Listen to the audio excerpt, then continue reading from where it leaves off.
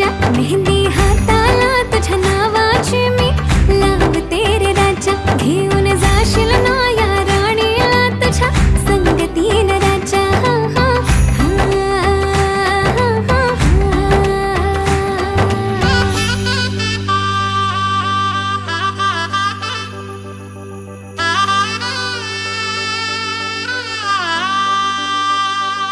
सजली ही नवरी बाई नवरोबासाठी ग, गाली हळदी चाले दिसते किती गोड ग.